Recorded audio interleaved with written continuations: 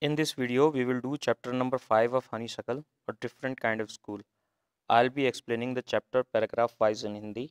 After that, we will do the question answer for the chapter. All the students are advised to note down the question answer in their notebook. So let's start with the chapter.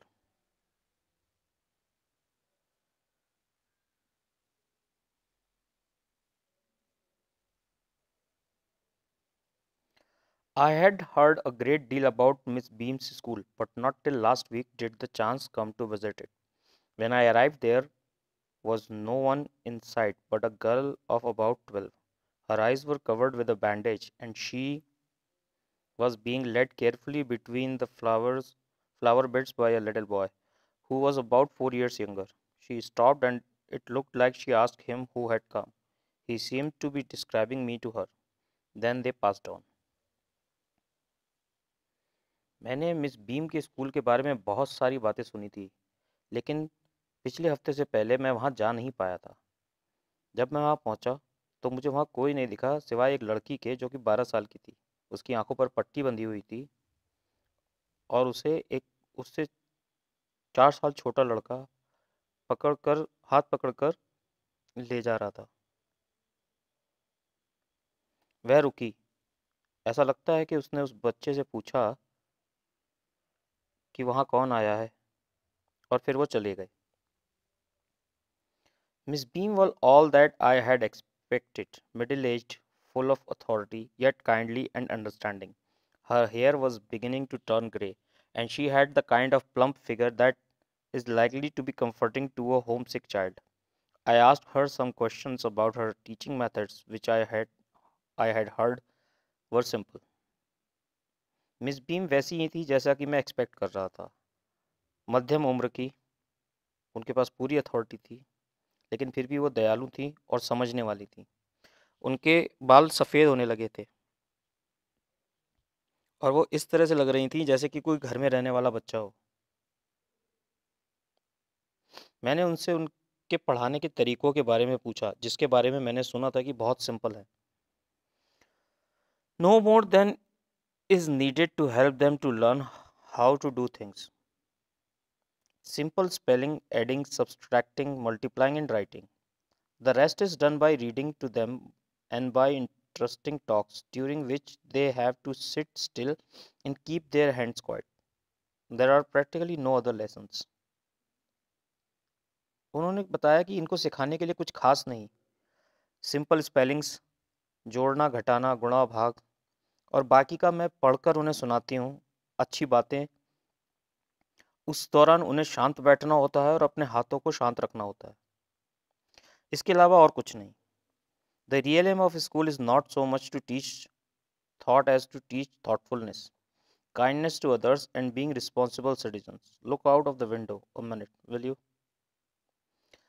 मेरा उद्देश्य इन लोगों को पढ़ाना नहीं, इनको सोचना सिखाना है, दूसरों के प्रति दया सिखाना है और जिम्मेदार नागरिक कैसे बने यह सिखाना है। आप खिड़की से बाहर देखेंगे 1 मिनट के लिए? I went to the window which overlooked a large garden and a playground at the back. What do you see? Miss Beam asked.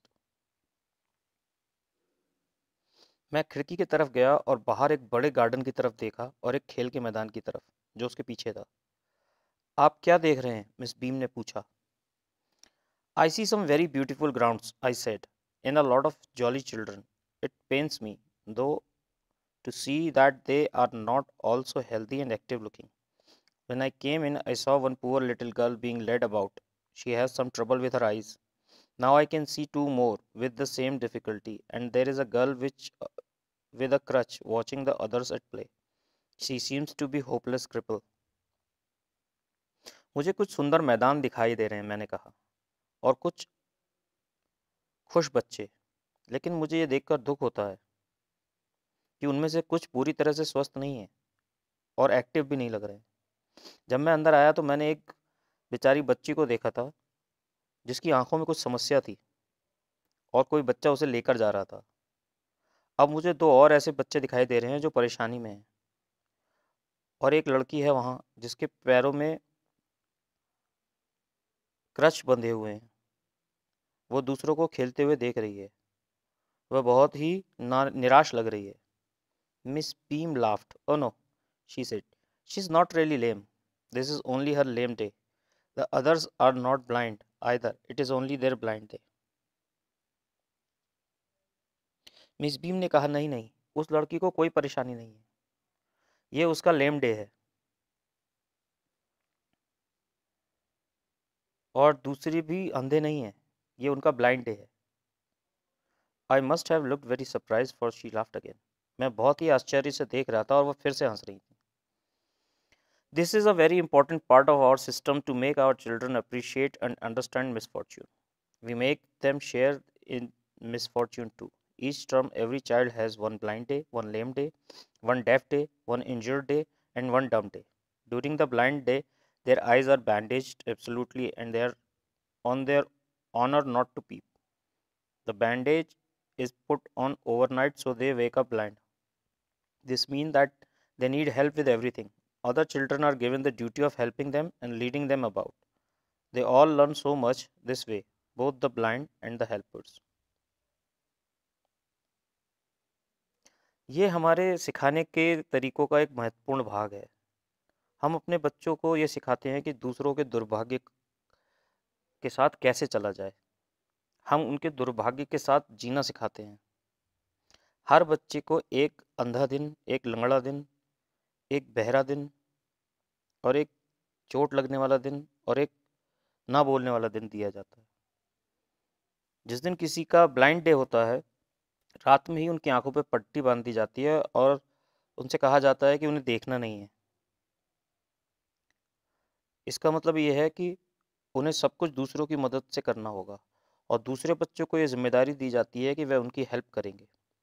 इससे ये दोनों चीज़ें सीखते हैं, जो अंधा बना होता है वह भी और जो हेल्प कर रहे होते हैं वह भी। There is no misery about it, Miss Beam continued. Everyone is kind. Everyone is very kind, and it is really something of a game. Before the day is over, though even the most thoughtful child realize what misfortune is. इसमें कोई दुख की बात नहीं है, miss beam बोलती रहीं। सब यहाँ दयालु हैं और ये एक खेल की तरह है। दिन खत्म होने तक सबसे सोचने वाले बच्चे भी अब दुर्भाग्य को समझ लेते हैं। The blind day is of course really the worst, but some of the children tell me that the dumb day is the most difficult. We cannot bandage the children's mouth, so they really have to exercise their willpower. Come into the garden and see for yourself how the children feel about it. अंधे बने रहने वाला दिन मुश्किल होता है, लेकिन कुछ बच्चों ने मुझे बताया है कि ना बोलने वाला दिन सबसे मुश्किल होता है, क्योंकि हम उनके मुंह पर कपड़ा नहीं बांध सकते।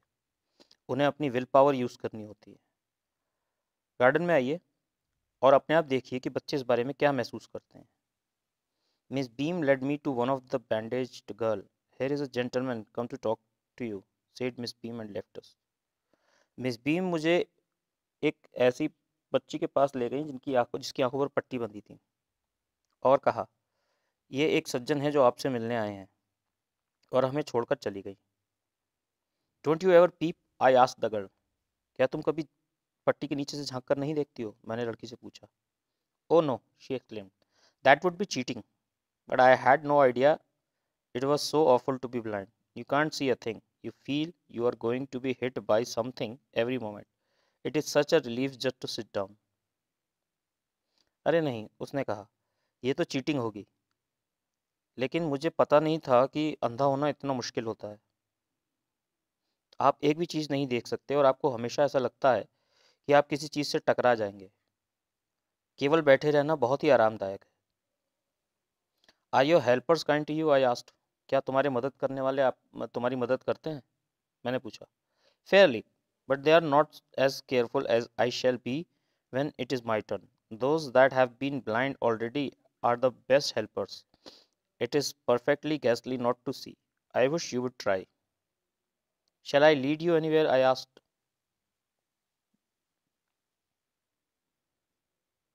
हाँ, ठीक ठाक हैं, लेकिन वो उतने सावधान नहीं रहते जैसा कि मुझे अपनी बारी में करना होता है। जो लोग पहले भी अंधे बन चुके हैं, वो सबसे अच्छी मदद करते हैं। मैं चाहती हूँ कि आप भी इसको ट्राई करें। मैंने पूछा, क्या मैं तुम्हें कहीं ले जा सकता हूँ, कहीं छोड़ सकता हूँ? Oh yes, she said. Let's go for a little walk. Only you must tell me about things. I shall be so glad when today is over. The other bad days can't be half as bad as this. Having a leg tied up and hopping about on a crutch is almost fun, I guess. Having an arm tied up is a bit more troublesome because you can't eat without help and things like that. I don't think I'll mind being a deaf for a day, at least not much. But being blind is so frightening. My head itches all the time just from worrying that I'll get hurt. Where are we now? हाँ, उस लड़की ने कहा, चलिए थोड़ा टहलने चलते हैं और आपको मुझे सब चीज़ों के बारे में बताना होगा। मैं खुश हो जाऊंगी जब आज का दिन पूरा हो जाएगा। बाकी दिन इतने बुरे नहीं होते जितना कि ये है। एक पैर बंधा होना और बैसाखी के सहारे चलना, उसमें मज़ा आता है, मुझे लगता है। आपकी एक हाथ बंधे होना थोड़ा सा मुश्किल है क्योंकि आप दूसरों की मदद के बिना खा नहीं सकते। लेकिन और हाँ, अ, मुझे एक दिन ना बोलना भी कोई दिक्कत वाला काम नहीं लगता, उतना नहीं। लेकिन अंधा होना बहुत डरावना है। मेरे सर में हर वक्त दर्द होता रहता है ये सोच के कि कहीं मैं अपने आप को चोट ना पहुंचा लूं। हम अब कहाँ पहुंच गए हैं? In the playground, I said. We are walking towards the house. Miss Beam is walking and down the garden with a tall girl. What is the girl wearing? My little friend asked. A blue cotton skirt and a pink blouse. I think it's Millie, she said. What color is her hair? Very light, I said. Yes, that's Millie. She is the head girl. There is an old man tying up roses, I said. Yes, that's Peter. He is the gardener. He is hundreds of years old. And here comes a girl with curly red hair. She is on crutches. That's Anita, she said.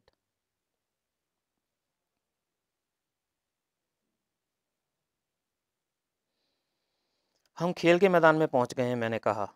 हम Mrs beam के घर की तरफ जा रहे हैं। Miss beam नीचे की तरफ टहल रही हैं, एक गार्डन में एक लंबी लड़की के साथ। वह लड़की क्या पहने हुए है? मेरी छोटी दोस्त ने पूछा। एक ब्लू कॉटन की स्कर्ट और एक पिंक कलर का ब्लाउज। मुझे लगता है वह मिली है, उसने कहा। उसके बाल किस रंग के हैं? मैंने कहा, बहुत हल्के रंग के। हाँ, वह मिली है। वह हेड गर्ल है। और वहाँ एक आदमी है जो गुलाबों को बांध रहा है, मैंने कहा। हाँ, वो पीटर है। वो यहाँ का माली है। वह लगभग 100 साल का है।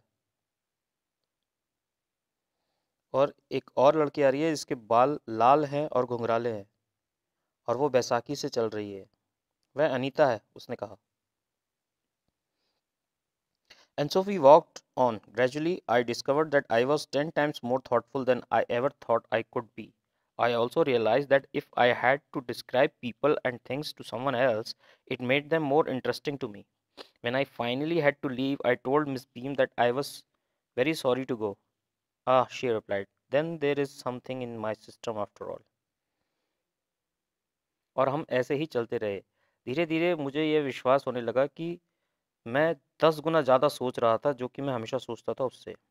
मुझे महसूस होने लगा था कि किसी को दूसरों के बारे में डिस्क्राइब करना कितना मुश्किल है, और ये मेरे लिए बहुत इंटरेस्टिंग था। जब मैं आखिर में चलने लगा तो मैंने मिस बीम से कहा कि मैं जानकर बहुत दुखी हूँ। उन्होंने जवाब दिया, तो फिर लगता है कि मेरे सिस्टम में कुछ तो है।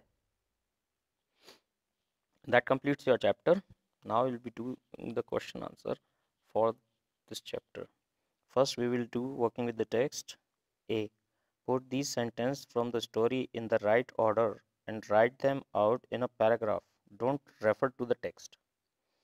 And the sentences are: I shall be so glad when today is over.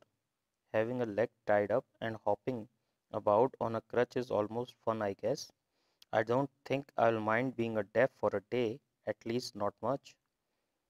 But being blind is so frightening. Only you must tell me about things. Let's go for a little walk. The other bad day can't be half as bad as this is.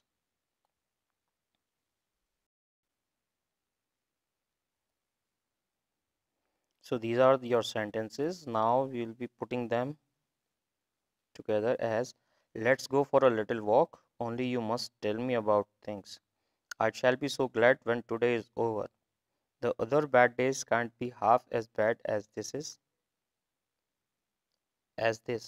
Having a leg tied up and hopping about on a crutch is almost fun, I guess. I don't think I'll mind being a deaf for a day.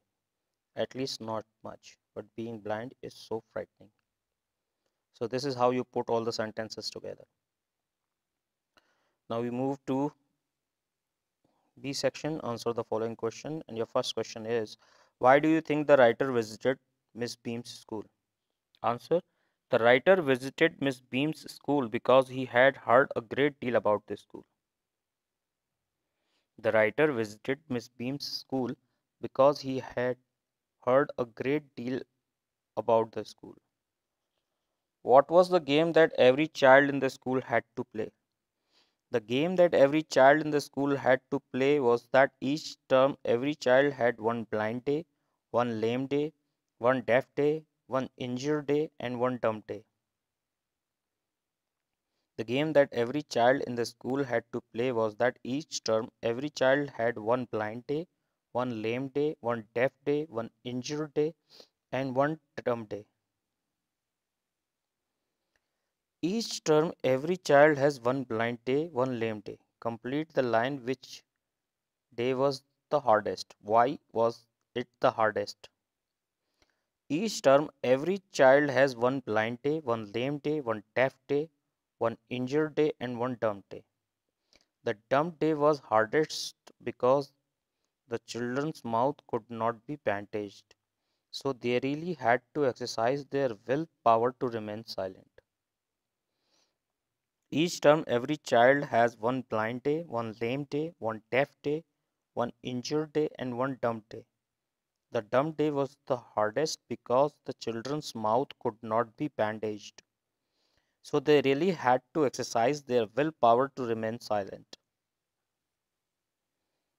Fourth, what was the purpose of these special days? The purpose of these special days was to teach the children thoughtfulness, kindness to others, and how to be responsible citizens.